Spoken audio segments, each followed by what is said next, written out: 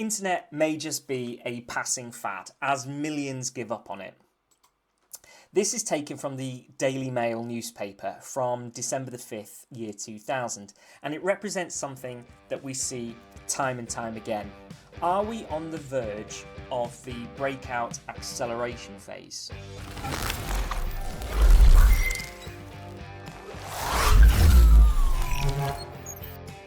You see, there's something called the adoption S-curve. And don't get put off by the graph. He takes the derivative and he solves the equation. The crowd goes wild. Nobel! Nobel! But it simply shows how quickly a new technology gets adopted. From 0% not adopted by anyone to 100% fully adopted by everyone.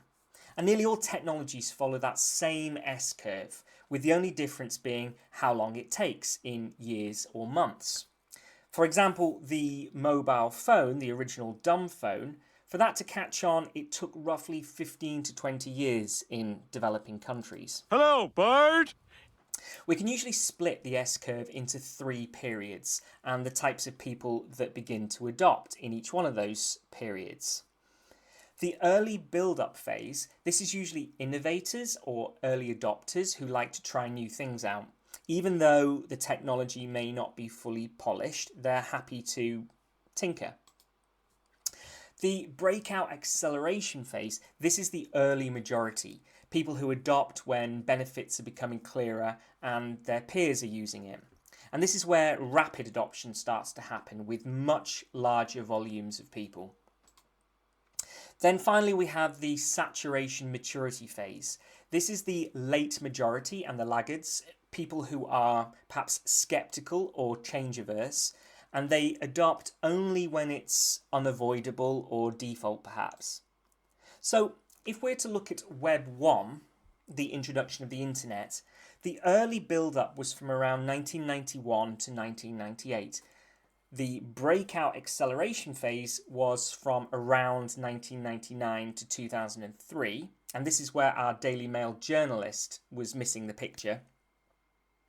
And finally, the saturation maturity phase was from around 2004 to 2007. As we moved from Web 1 to Web 2, we saw the introduction of smartphones and more prevalent social media. And we don't need to look any further than Steve Ballmer, the Microsoft CEO at the time, who famously said in 2007, "There's no chance the iPhone is going to get any significant market share. No chance." Steve's quote comes just at the end of the early build-up phase for Web 2, just before the iPhone went mainstream in huge numbers. The point I'm trying to make here is that for most people, innovation doesn't become clear on its arrival. It's only understood once other people have laid the groundwork. And I believe that Web 3 is no different. So let's try and predict the future. I'm recording this in November 2025, and I'd say that whilst a huge amount of work has been done in crypto and Web 3, it's by no means mature. Many people are clueless, especially people over 40. However, regulation has been steadily transforming in favour of cryptocurrency. A huge number of young people own or have owned crypto at some point. There are estimates of 30 to 40% of people aged 18 to 34 in the United States owning or having owned crypto. But that number is far, far lower in the UK, for example, and with people aged over 40.